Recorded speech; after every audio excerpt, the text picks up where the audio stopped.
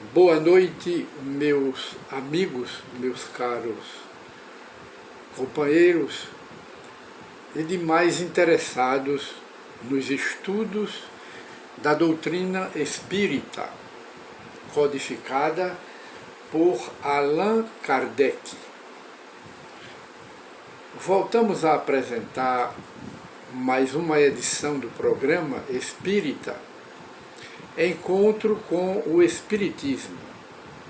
Como sempre, é uma produção da Associação Espírita Adolfo Bezerra de Menezes, aqui da cidade de Limoeiro. Hoje, dia 5 de outubro de 2020, gostaríamos de conversar um pouco hoje sobre a lei universal dos renascimentos, que é conhecido como pluralidade das existências, ou seja, a reencarnação.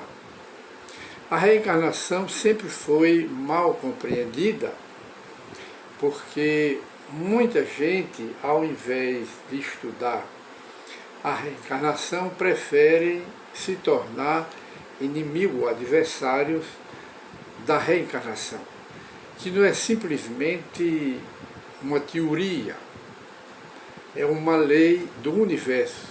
Foi Deus que criou a lei da reencarnação para o renascimento em novos corpos dos espíritos que ele criou, porque tudo na natureza evolui, progride, parte do zero para o infinito. E a reencarnação é o único canal por onde passa o espírito para atingir a fatalidade da perfeição. Porque Deus nos criou para a perfeição. Seremos anjos no futuro dos milênios, quando a Terra se tornar um mundo superior, um mundo elevado, e nós estaremos em outras galáxias. E sempre para a evolução, galgando essa escadaria ao infinito, e só através da lei da reencarnação. Muita gente é contra a reencarnação porque, como dissemos, não a compreendem, não estudaram, e acha que a reencarnação é a volta do espírito do homem em animais. Isso se chama metempsicose, que o Espiritismo não ensina. Essa metempsicose era na antiguidade, lá da Grécia, 4 a 5 séculos antes de Jesus, eles já ensinavam a reencarnação e ensinavam também a metempsicose. A reencarnação é a volta do espírito do homem em outro corpo também de criaturas humanas, em outros corpos. A metempsicose era ensinada lá pelo sábio Pitágoras. Ele era reencarnacionista. E os sábios daquela época, Sócrates, Platão, Aristóteles, Pitágoras e outros sábios daquela época pregavam abertamente a lei do renascimento, a lei da reencarnação. E então a metempsicose, naquela época, Pitágoras ensinava ao vulgo, quer dizer, ao povo que ele considerava ignorante. E dizia que se o homem praticasse o mal, ele voltaria no corpo de um porco, de um cavalo, de um grilo, de qualquer outro tipo de animal, como uma espécie de expiação ou de castigo das leis de Deus. Mas essa era a metempsicose. Ao povo da Academia de Atenas, que eram os alunos mais evoluídos, Pitágoras ensinava a reencarnação, como hoje o Espiritismo ensina. Mas a metempsicose, naquela época, que era o espírito do homem mau, perverso, voltar em corpo de animal como castigo, tinha uma eficácia naquela época, que era conter os crimes daquela época, porque o homem, sabendo que praticando o mal, praticando um crime, ele poderia voltar no corpo de um porco, por exemplo, de qualquer outro animal, ele pensaria 2 vezes, porque sabia que seria punido renascendo no corpo de animal. Mas essa era a metempsicose que o Espiritismo é contra ela, não ensina ela. Mas Pitágoras, como acabamos de dizer, ensinava também a reencarnação. E a reencarnação também foi aceita pela Igreja Católica, isso lá pelo século, diz a história, lá pelo século IV, a Igreja Católica até aí aceitava a reencarnação, adotando o exemplo dos antigos judeus que também pregavam a reencarnação e aceitando também que Jesus ensinava a reencarnação. A reencarnação sempre foi ensinada pelos grandes sábios da humanidade, em todas as épocas da humanidade e em todas as civilizações da Terra, principalmente nos países orientais. De modo que a Igreja aceitava a reencarnação, mas houve uma época, isso no século IV, mais ou menos, que houve o concílio, que nós não lembramos bem o nome, mas sabemos que houve esse concílio, e o imperador da época, se não me falha a memória, era Martiniano ou Juliano, que era o imperador da época, e ele casou com uma mulher que era da vida fácil. Essa mulher era bela, muito rica, a esposa do imperador romano. E todo mundo sabe que a Igreja Católica sempre teve uma ligação com a política, com o Estado. E ele mandava, o imperador de Roma mandava na igreja naquela época. Então essa mulher dele, não querendo reencarnar como uma mulher de cor, não querendo reencarnar, voltar ao outro corpo, como uma mulher pobre e feia, como uma espécie de castigo, então ela interferiu junto ao marido para fazer um concílio, se não me engano era o concílio de Nicéia, feito pela Igreja Católica, para que ele tirasse a doutrina da reencarnação da Igreja Católica. E como Roma mandava na Igreja, aí no concílio a reencarnação perdeu apenas por um voto. E de modo que esse voto poderia ser superado pelo voto do próprio, dependia da palavra do próprio imperador de Roma, que era o marido desta mulher. Aí tirou essa reencarnação, justamente pela interferência desta mulher. É o que diz a história, mas o sentido é esse aí. Mas a igreja sempre no passado aceitou a reencarnação. Pois bem, então, para um esclarecimento melhor, nós que baseamos o nosso trabalho nas obras da codificação do Espiritismo, do codificador Allan Kardec, e principalmente na obra O Livro dos Espíritos, nós consultamos este Livro dos Espíritos a partir da questão 166. E Allan Kardec faz uma pergunta ao Espírito Superior. Como pode a alma, que não alcançou a perfeição durante a vida corpórea, como pode ela acabar de depurar-se? Essa é a pergunta. Essa é a pergunta. E o Espírito responde com muita sabedoria, sofrendo a prova de uma nova existência. Só aí mostra a misericórdia de Deus, sofrendo a prova de uma nova existência. Para quê? Para recomeçar, corrigir os erros do passado.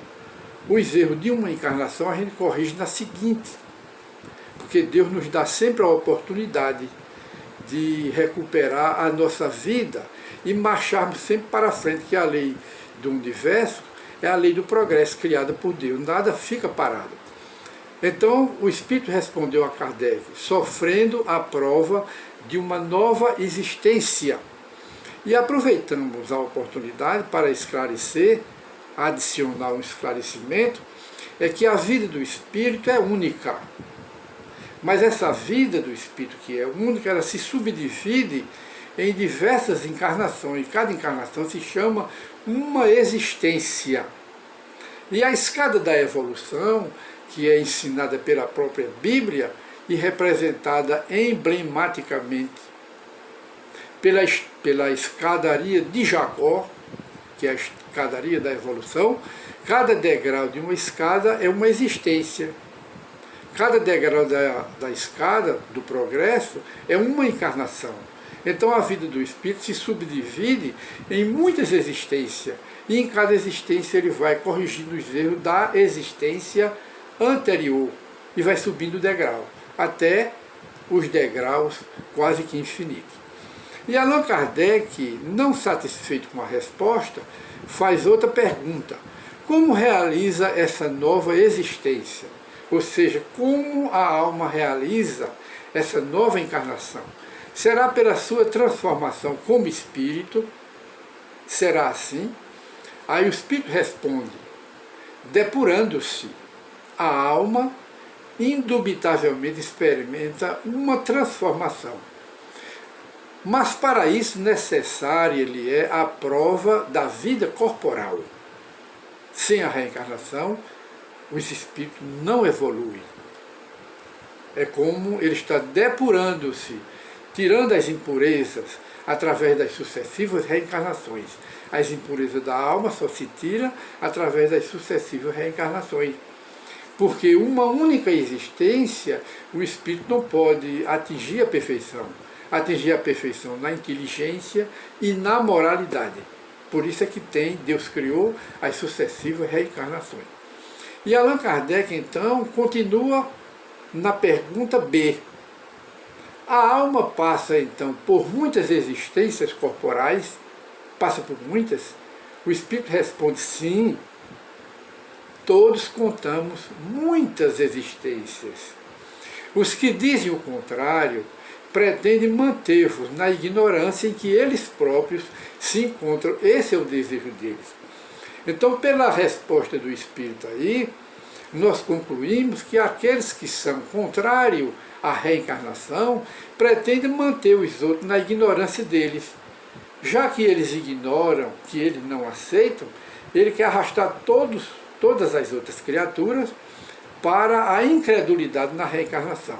Esse é o desejo de todos aqueles que são inimigos da reencarnação. E na questão seguinte, aí Kardec volta a perguntar: parece resultar desse princípio que a alma, depois de haver deixado um corpo, toma outro, ou então que reencarna em novo corpo. É assim que se deve entender: sai de um corpo em nova existência, larga ele pela morte, passa um período no mundo espiritual que se chama a erraticidade, até que volta a outro corpo. A pergunta de Kardec é desse sentido. Parece resultar desse princípio que a alma, depois de haver deixado um corpo, toma outro, ou então que reencarna em novo corpo. É assim que se deve entender. O Espírito responde: evidentemente.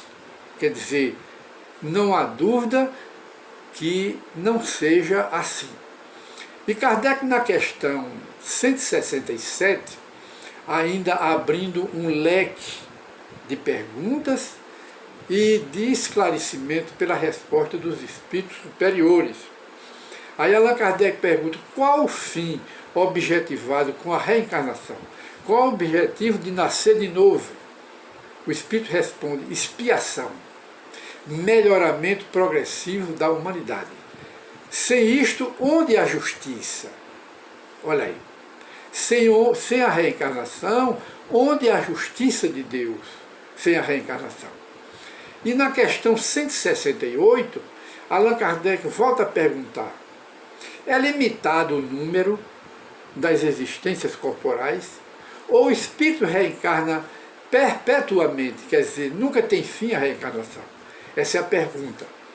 E o espírito superior responde: a cada nova existência, o espírito dá um passo para diante na senda do progresso. desde que se ache limpo de todas as impurezas, não tem mais necessidade das provas da vida corporal. Eis aí a sabedoria da pergunta.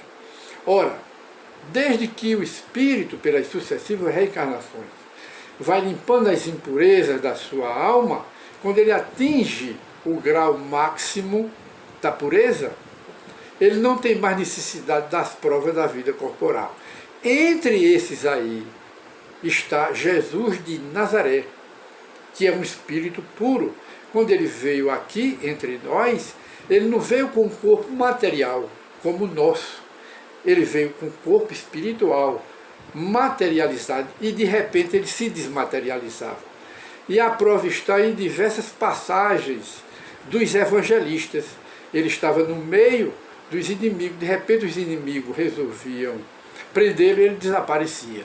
Só um espírito é que tem essa faculdade, essa condição, e Jesus era um espírito puro. Por isso é que ele não foi reencarnado, porque ele não tinha impureza. Se ele foi puro, então ele está nessa classe aqui de um anjo, um arcanjo, e os arcanjos, eles vêm em missão, mas não vêm em corpo material, vêm em corpo espiritual, porque não tem impureza. Então Allan Kardec insiste, perguntando, é invariável o número das encarnações para todos os espíritos? É invariável? O espírito responde, não. Se é não, então as reencarnações são variáveis de acordo com cada espírito. Vamos tirar aqui umas propagandas da internet que só faz atrapalhar. A pergunta, é invariável o número das encarnações para todos os espíritos? A resposta, não. Aquele que caminha depressa, há muitas provas se forra. Todavia, as encarnações, vamos tirar mais algumas propagandas. Todavia, as encarnações sucessivas são sempre muito numerosas, porquanto o progresso é quase infinito. Quer dizer, as reencarnações, elas variam de espírito para espírito. Por exemplo, um espírito, ele atingiu a pureza em 500 encarnações, mas outros que não são bem aplicados, não são bem esforçados, a vontade é fraca e se encaminha pela prática do mal, ele passa 1.500 reencarnações, só em termos de conversa, não é? Porque os espíritos, diante da lei de evolução, eles são como os alunos em uma escola. Uns passam no teste mais rápido e os outros demoram mais, mas todos chegarão à perfeição, porquanto o progresso é quase que infinito. E na última pergunta desse capítulo do Livro dos Espíritos, que é a questão 170, Allan Kardec encerra aqui. O que fica sendo o espírito depois da última encarnação? Resposta, espírito bem-aventurado, puro espírito. Então Jesus está nesse patamar de puro espírito. Se ele é puro espírito, ele não tinha impureza. Quem admite que Jesus veio na matéria, admite que Jesus tinha impureza. Mas Jesus não tinha impureza. Tanto que ele ganhou o nome de o Cordeiro de Deus, porque ele veio à Terra em missão, mas veio em corpo celeste, em corpo espiritual. E o próprio Espírito, lá na Bíblia, que anunciou a Maria, anunciou a ela, quando fez o aparecimento, a aparição a ela, disse, Maria, tu conceberás um ser por obra e graça do Espírito Santo. Ora, o ser que é gerado por obra e graça do Espírito Santo não é de matéria, é espiritual. Então ele veio em corpo celeste. E então, meus prezados amigos, foi um prazer mais uma vez conversar com todos sobre a importância da reencarnação para a evolução do espírito, ensinada pelos mais sábios da antiguidade, pelas civilizações mais antigas. Inclusive Jesus ensinou a reencarnação, dizendo a Nicodemos, aquele que não nascer de novo, não verá o reino de Deus. Ensinou a reencarnação. Então, mais uma vez, nós agradecemos a atenção de todos e os nossos estudos são apenas a guisa de reflexão, para a gente compreender que existem outras verdades em outros níveis que a gente ainda não entende e não compreende. Uma delas ainda para a maioria das pessoas é a reencarnação, que o Espiritismo explica tão bem e mostra a justiça divina através da lei da reencarnação. Muita paz para todos e até a nova oportunidade, se Deus permitir. Muita paz.